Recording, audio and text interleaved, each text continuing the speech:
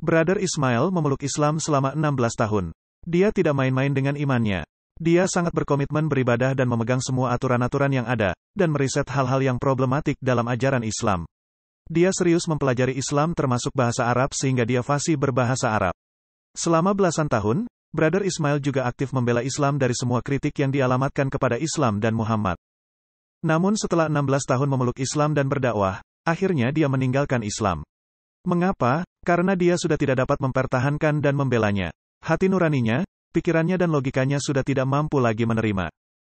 Di video pertama yang menceritakan kesaksiannya meninggalkan Islam, Brother Ishmael menceritakan ajaran Allah dan perilaku Muhammad yang mengizinkan memperkosa tawanan wanita yang sudah menikah. Di video ini, Brother Ishmael akan menjelaskan alasan lainnya, terkait dengan ajaran moral dan perilaku yang dicontohkan Muhammad. Ajaran moral dan perilaku seperti apa yang dimaksud? Dear Muslim, please understand that I am not attacking Muhammad or Muslims. In this video, I will be simply reading the Islamic sources and then asking you some brief questions for you to think about and for you to answer. In my previous video titled Why I Left Islam, I gave an example of the shocking, sexually immoral teachings of the Quran and Muhammad. I showed that the Islamic sources allowed Muslim soldiers to capture non-Muslim women in times of war. These women were already married, and their non-Muslim husbands were still alive. The Muslim soldiers desired to have sex with these women, so the Quran and Muhammad fulfilled their desires by forcing a divorce upon these weak, vulnerable, captured, married women.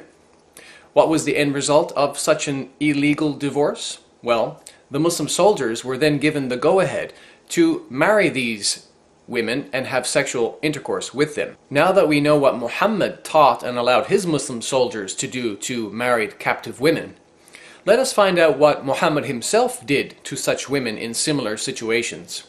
Let's look at the Islamic sources and talk about Muhammad's marriage to a Jewish female war captive, whom he purchased through the slave trade. Her name was Shafiyyah, and she was already married to a Jewish man named Kinana. We will see that one of the reasons why Muhammad married Shafiyyah was because she was extremely sexually attractive. Additionally, some of the narrations say that she was the daughter of an important Jewish tribal leader. In Sahih al-Bukhari, Volume 3, Hadith number 2235, narrated Anas bin Malik, the Prophet came to Khaybar, and when Allah made him victorious and he conquered the town by breaking the enemy's defense, the beauty of Shafiyyah bint Huyay bin Akhthab was mentioned to him, and her husband had been killed while she was a bride. Allah's Messenger selected her for himself. عن أنس بن مالك قال: قدم النبي خيبر فلما فتح الله عليه الحصن ذكر له جمال صفية بنت حيي بن أخطب وقد قتل زوجها وكانت عروسا فاصطفاها رسول الله لنفسه. Now you may be wondering how Sophia's husband was killed. Well, as grotesque and as shocking as it will seem, Muhammad had her husband Kinana brutally tortured by using fire, and then he was beheaded. Muhammad married her shortly afterward. So to add insult to injury, not only did Muhammad take this man's life and his wife, but he took this Jewish man's wealth also, as we read in the book called Sirah Rasulillah, or the Biography of the Messenger of Allah by Ibn Ishaq, on pages 514 and 515. Starting from the bottom we read, when the apostle, meaning Muhammad, had conquered Al-Qamus, the fort of Ibn Abul Huqayq, Shafiyyah, who was the daughter of Huyay bin Akhthab, was brought to him along with another woman. Bilal, who was bringing them, led them past the Jews who were slain. And when the woman who was with Shafiyyah saw them, she shrieked and slapped her face and poured dust on her head. When the apostle, meaning Muhammad, saw her, he said, "Take this she-devil away from me." He gave orders that Shafiyyah was to be put behind him and threw his mantle over her, so the Muslims knew that he had chosen her for himself. If you read just a few lines down, it says about Shafiyyah, she was the wife of Kinana ibn al-Rabi' ibn Abu al-Huqayq. Mari kita baca dari terjemahan Sirat Rasul Allah.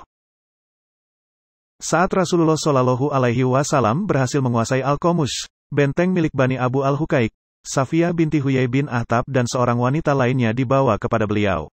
Bilal adalah orang yang mendatangkan keduanya. Dia dan kedua wanita tersebut melewati korban orang-orang Yahudi. Ketika wanita yang bersama Shafiyah melihat korban-korban orang-orang Yahudi itu, ia berteriak mencakar-cakar wajahnya dan menaburkan tanah ke kepala. Saat Rasulullah Shallallahu Alaihi Wasallam melihatnya, beliau bersabda, "Jauhkanlah wanita setan ini dariku." Rasulullah memerintahkan Shafiyah berjalan di belakangnya dan memakaikan selendang miliknya kepada Shafiyah. Kaum muslimin pun memahaminya, bahwa beliau memilih Shafiyah untuk dirinya. Now let's continue reading where it says the rest of the affair of Khaybar. Kinana ibn al-Rabi', who had the custody of the treasure of Banu an-Nadir, was brought to the apostle, who asked him about it. He denied that he knew where it was. A Jew came to the apostle and said that he had seen Kinana going around a certain ruin every morning early. When the apostle, meaning Muhammad, said to Kinana, "Do you know that if we find you have it, I shall kill you?" He said yes. The apostle gave orders that the ruin was to be excavated and some of the treasure was found. When he asked him about the rest, he refused to produce it. So the apostle, meaning Muhammad, gave orders to, quote, "Torture him until you extract what he has." So he kindled a fire with flint and steel on his chest until he was nearly dead. Then the apostle, meaning Muhammad, delivered him to Muhammad bin Maslama, and he struck off his head in revenge for his brother Mahmud. Mari kita baca dari terjemahan Sirat Rasul Allah. Kinanah bin Rabi dibawa menghadap kepada Rasulullah, karena kekayaan Bani Nadir ada dalam kekuasaannya. Beliau menanyakan kekayaan tersebut kepada Kinanah, namun ia tidak mengakuinya. Kemudian, salah seorang Yahudi yang lain datang menghadap kepada Rasulullah lalu ia berkata, "Aku sering menyaksikan Kinanah mengelilingi reruntuhan benteng tersebut setiap pagi." Rasulullah bersabda kepada Kinanah bin Rabi, "Bagaimana pendapatmu bila kami menemukannya padamu maka kami akan membunuhmu?" Kinanah bin Rabi menjawab, "Silahkan." Rasulullah Shallallahu Alaihi Wasallam menyuruh para sahabat untuk menggali reruntuhan benteng itu, hingga akhirnya sebagian kekayaan orang-orang Khaybar dapat dikeluarkan dari dalamnya. Kemudian Rasulullah bertanya kepada Kinanah bin Rabi tentang kekayaan lainnya, namun ia masih saja menutup mulutnya. Lalu Rasulullah bersabda kepada Zubair bin Awam, "Siksa dia hingga engkau bisa mengorek tuntas apa yang di dadanya." Zubair bin Awam menyalakan api dengan batang kayu di dada Kinanah bin Rabi. Kemudian Rasulullah mendorongnya kepada Muhammad bin Maslamah. Kemudian dia memenggal kepalanya sebagai balasan atas kematian saudaranya, Mahmud bin Maslamah. You just saw on page 515 of the biography that Kinana was also known as Ibn Abi al-Huqayq. So by reading the following hadith, we can match some important details and verify that Muhammad indeed had Kinana killed. In Sunan Abi Dawud, volume 3, hadith number 3006, we read the following. About 3/4 down the page, we read, "So Ibn Abi al-Huqayq was executed, and their women and children were taken captive." The Arabic says, فَقُتِلَ ابْنَ أَبِي الْحُقَيْقِ وَسُبِيَ نِسَاؤُهُمْ وَذَرَارِيُّهُمْ. Mari kita baca dari terjemahan hadis Sunan Abu Dawud. Kemudian beliau, yaitu Muhammad, membunuh Ibnu Abu al-Haqiq dan menawan para wanita serta anak-anak mereka. And according to the webpage sunnah.com, this same hadith is classified as authentic or hasan according to hadith scholar Al-Albani. Now, as I mentioned, Muhammad married Shafiyah shortly after he had her husband executed. But if you're not already disgusted, it's even more shocking to find out that Muhammad was also responsible for the execution of her father and brother. We read in the History of At-Tabari, volume 39, page 185, quote, "While the Prophet was lying with Shafiyah, Abu Ayyub stayed the night at his door. When he saw the Prophet in the morning, he said, 'God is the greatest.' He had a sword with him. He said to the Prophet, 'O Messenger of God, this young woman had just been married, and you killed her father, her brother, and her husband, so I did not trust her not to harm you. The Prophet laughed and said, Good. So it seems even Muhammad's companions were questioning such a marriage, and they feared for his safety, as no woman in her right mind would love a man who was responsible for the execution of her own family members. In fact, in one narration it states that Shafiyah actually hated Muhammad. In a book called Dalailun Nubuwah by Imam al-Bayhaqi, Volume 4, page 230, we read, quote, قالت وكان رسول الله من أبغض الناس إلي قتل زوجي وأبي فما زال يعتذر إلي, which means Shafiyah said, I hated the messenger of Allah more than any of the people. He had killed my husband and my father, therefore he kept apologizing to me. Additionally, we know that Muhammad purchased Shafiyah from a man named Dihya, who had already taken Shafiyah as his own female captive. Therefore, Muhammad purchased her through the slave trade. We read in Sunan ibn Majah, Volume 3, Hadith number 2272, عن أنس أن النبي اشترى صفية بسبعة أرؤس. It was narrated from Anas that the Prophet bought Shafiyah for 7 slaves, and this hadith is sahih or authentic. قال عبد الرحمن من دحية الكلب.